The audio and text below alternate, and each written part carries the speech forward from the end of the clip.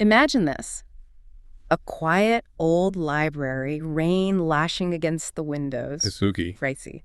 But this isn't just some cozy story. No, definitely not. This is where things took a really dark turn. Someone didn't make it out. Exactly. So today we're doing a deep dive into a classic locked room mystery. We're pulling clues straight from The Librarian's Last Secret, a Mervyn murder mystery. Yeah, and our job really is to sift through all the whispers, the evidence, the statements. Then help you piece it together. See yourself as the armchair detective here. Can you figure out who did it before we get to the end? That's the challenge, isn't it? Connecting those scattered dots. It's a fascinating setup, secrets hiding right there in plain sight. Okay, let's set the scene properly. It's a stormy Friday night in Mervyn, quiet town usually.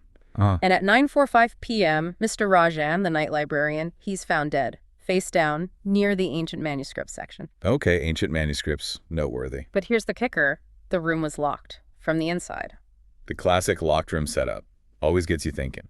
Right. And no blood, nothing obvious like that. Just a shattered coffee mug beside him. Okay. And this really odd burn mark on his hand. It's a puzzle right from the get-go. It really is. A locked room, but signs of something sudden, a struggle, an accident. But that burn mark, that's specific. It clashes with the locked room idea, doesn't it? Makes you question everything. Totally. And just when your head's spinning with how that's even possible, they find Rajan's phone right there next to him. Oh, okay. Technology. And on it, there's a voice recording, saved at 9:43 p.m. That's just 2 minutes before he was found. 2 minutes. Okay, what did it say? It's barely a whisper, super faint. All you can really make out is he knows about the book. Okay, he knows about the book. That changes everything, doesn't it? Right. Suddenly it's not just how, but who. Who is he? And what book is worth killing over? He gives the investigation a real focus straight away. So, armed with this, Yeah. this chilling little message, the inspector starts talking to the people who were actually in the library that night. 4 of them. All right, let's meet the players. First up, Anita. She's a young historian, apparently doing research on rare books. Makes sense for a library. Okay, what's her story? She says she was near the restricted section where Rajan was found, remember, just to return a book. And get this, she says Rajan actually told her to leave early that night. Convenient.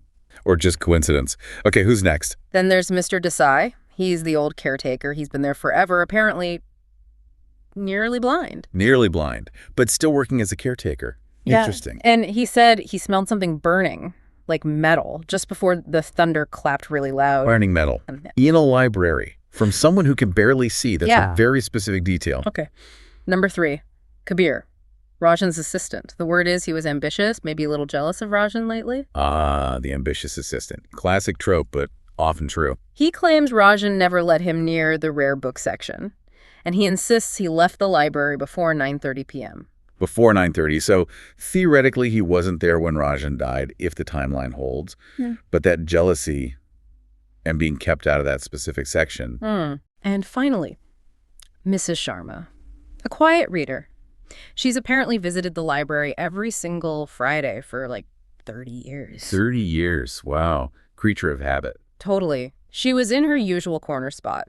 Said she heard Rajan arguing with someone, but because of the storm, she couldn't make out who it was or what they were saying. Heard an argument, but couldn't hear who. Again, plausible with the storm, but frustratingly vague. So as you're hearing these first accounts, you start seeing little things, right? Little flags. Oh, yeah. Anita being right there near the restricted section, supposedly told to leave early, feels a bit too neat. And Kabir's jealousy, plus being denied access to that specific area. Motive, maybe. Opportunity. Questionable if he left at 9:30. And Mr. Desai.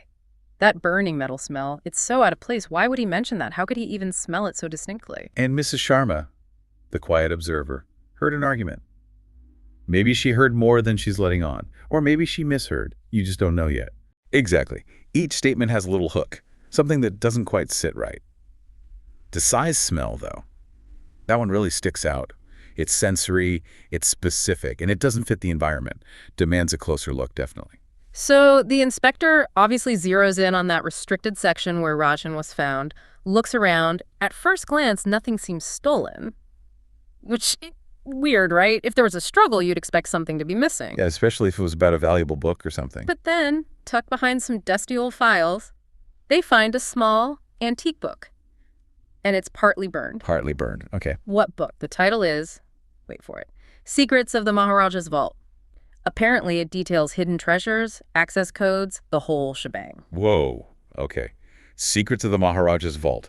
That connects directly back to Rajan's last words. He knows about the book. Exactly. Suddenly, that whisper isn't just a random word. It's this book. A book with dangerous, valuable secrets. And the burning. Someone tried to destroy it. Or at least part of it. This is almost certainly the motive, isn't it? It gets better. Or, well, worse for Rajan. Turns out he'd copied the book's contents onto a USB drive meticulously. Smart man. But let me guess. The USB drive was missing. Gone. Ah, of course it was. And this is where Mr. Desai's comment about the burning smell comes crashing back in. The burn mark on Rajan's hand. It perfectly matched the shape of a metal USB key. No way. So the burning metal smell, it was likely the USB drive, maybe being heated or used in the struggle somehow. It seems like it. So the theory now shifts, right? Someone knew about the book, confronted Rajan maybe about the USB copy, tried to get it. And in the struggle, maybe the USB was heated or used to burn him. Or maybe the burning happened as they took it, and Rajan died in the process. And Mr. Desai's sharp sense of smell caught that critical detail. Suddenly, his testimony is vital. It forces us to think, who knew about the book and the USB? Who wanted it badly enough to kill? The USB is the key, literally and figuratively. It ties the death, the book, and the motive all together, narrows things down. Okay, so now we have the book, the missing USB, the burn mark. Let's look at our suspects again through this new lens. Right, layer on the new info. Anita, the historian. Remember, she'd recently published an article on hidden royal artifacts. Oh, so finding the actual secrets of the Maharaja's vault? Yeah. That'd be huge for her career. Yeah. Fame, fortune, maybe. Could be a powerful motive. Then Kabir, the assistant. Remember, he got caught trying to access Rajan's password files just a week before this. Okay, that's more than just jealousy. That's an active attempt to get restricted information. Yeah. Maybe he knew Rajan had digitized something valuable. Seems likely. And Mr. Desai.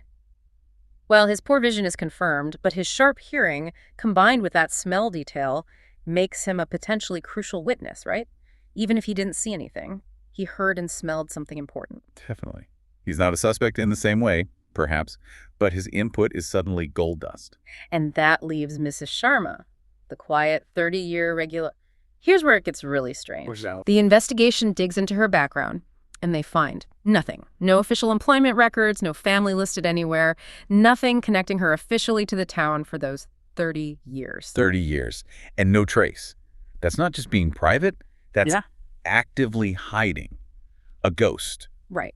Always there on Fridays, like clockwork.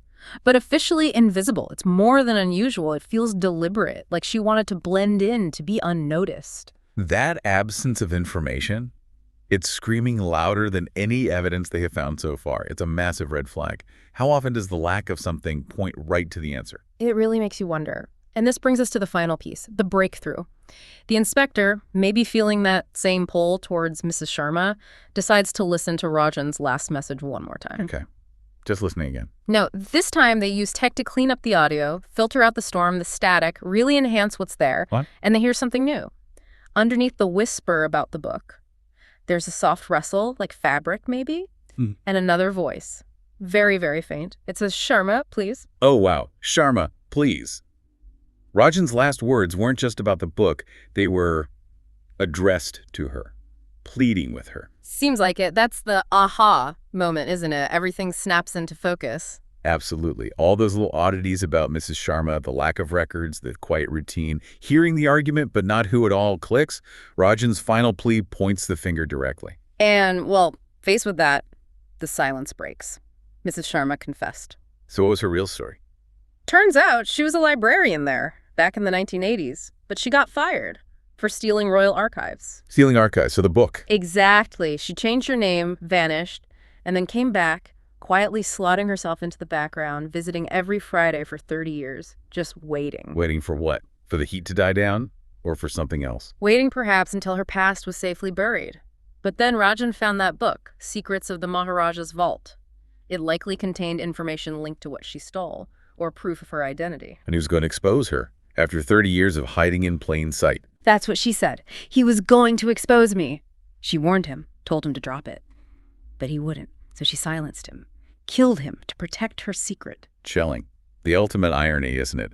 The murderer wasn't some obvious villain, but the quiet lady in the corner nobody ever really noticed. hidden by sheer habit and routine. It just goes to show not all secrets lurk in the shadows, right? Some sit quietly in the light, just waiting. This whole deep dive really shows how the quietest details can unlock the loudest truths. Yeah, what really stands out is how those tiny things, that faint smell of burning metal, the specific shape of a burn, even just a 30-year routine that nobody questioned they were the keys. Not the obvious stuff like jealousy or ambition. Those were almost red herrings, weren't they? It's about looking past the noise, finding the signal, what's hidden right there, but you're just not seeing. So think about it. You listening, what stood out to you as we went through this? Did you suspect Mrs. Sharma early on? Or did the other suspects distract you? It's easy to get led down the wrong path. The librarian's last secret is a great reminder that truth often whispers, doesn't it? It rarely shouts. You just have to be listening carefully enough to hear it. Makes you wonder, doesn't it? What truths might be whispering around you right now that you just haven't quite tuned into yet?